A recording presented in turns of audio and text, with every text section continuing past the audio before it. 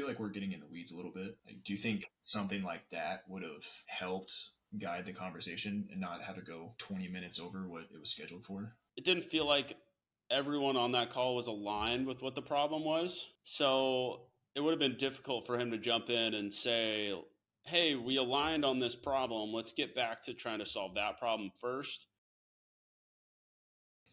Yeah, so 2 points on that. Like, one, it just shows from our perspective how it looks like from a salesperson to be detached from the outcome. So it's like whether they get the sale or not, they're probably going to be the same person, and like never needing the sale, I think is a very place to come from.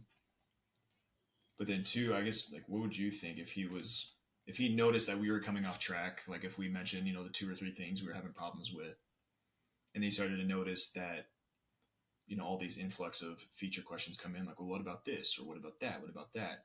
Being able to like put the brakes on and being like, hey, like I noticed we're kind of getting off the rails here. Like earlier we talked about, problem A, B, and C being the main points. Like, are these things you guys would actually use? Or are they just nice to haves that you guys might use? Just because like I feel like we're getting in the weeds a little bit.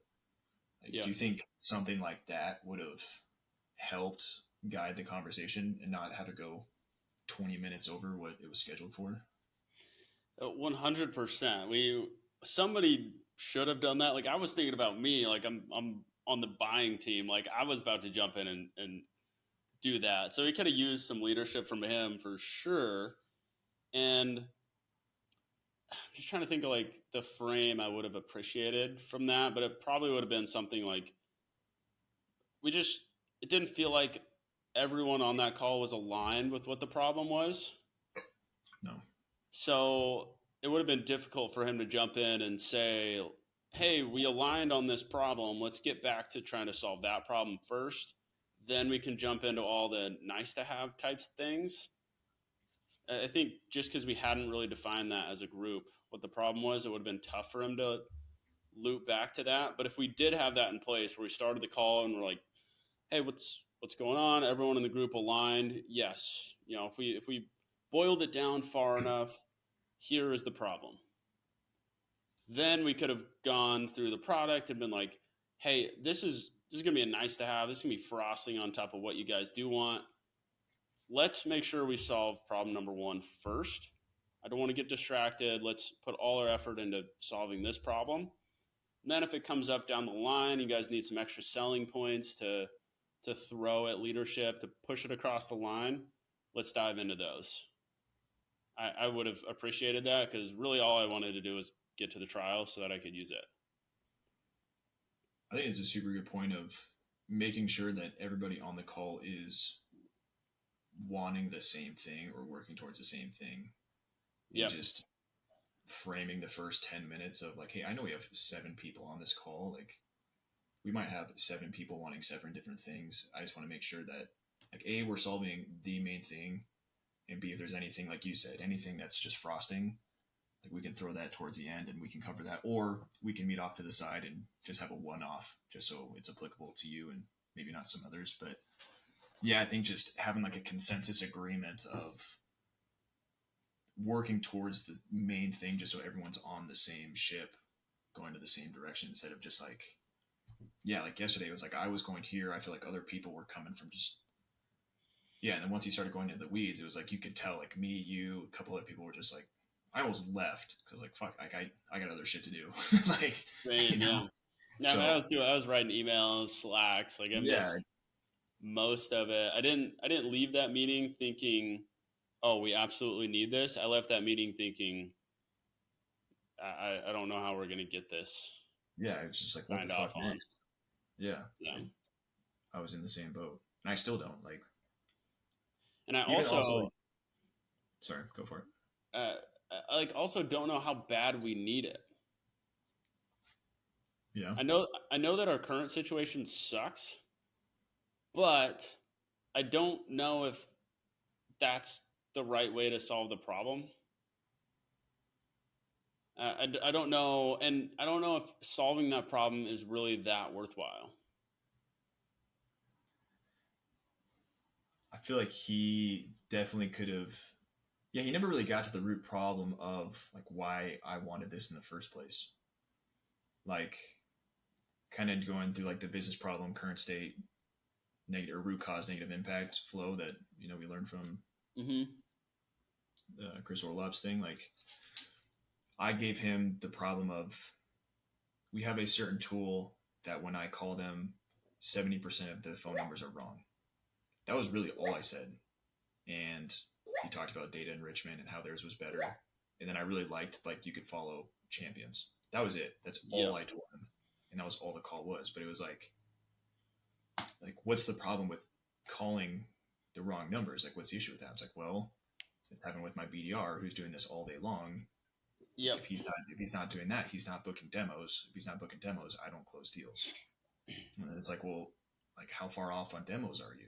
It's like, well, I need X amount of demos. This is where I'm currently at. And it's like, okay, so like if you guys stick with this and you aren't able to close that gap, like what's the revenue there? You know what I mean? Like if you really got into the weeds and it's like, okay, like this might be like $1 million problem, realistically. But like as of now, it was just, hey, I call numbers and they're not right. Yep. First is like, hey, BDRs aren't booking demos, AEs aren't able to close deals, close rates are down, booking demo or demos booked are down. Mm-hmm. Therefore, like we have this target. If we don't hit that, like it could have gone like that's a compelling business case that I can take and being like, take a look. But if I take the fact that like, hey, so and so tools doesn't have great phone numbers, like well, it's kind of tough to get behind that. It's kind of like a figure it out type of thing. So that's also something that I kind of just been battling on of the impact of kind of getting down to. I know quantifying is a tough thing to do as a rep, but just kind of getting down to the real root cause of like, why are you looking at this in the first place? I think it's just an exercise in problem solving. We as a company have a problem to solve. We are not going to hit our number if we don't get more interactions, top of funnel interactions with customers. That is our problem, and we're not going to hit our number. We're going to miss our number by X. Like we could get down to that. Then like it's like framing that problem first would be helpful for everyone on the call. Like, okay, we are here so that we can get more top of funnel action, which then leads to more business, etc. But that is the thing we're solving for. And then going a level deeper, is better contact information the way to do that? Is that the best way to do that? Why don't we just invest a shit ton more in marketing? Why don't we just fire all our SDRs and just only do product-led growth? And he didn't answer any of those questions for us because we didn't know that those were questions we need answered. But as a company, as we're going through this decision-making process, we're going to like sound decision-making starts with framing the problem. Okay, what is the problem? What are the options to solve it, and finding the best way to solve it?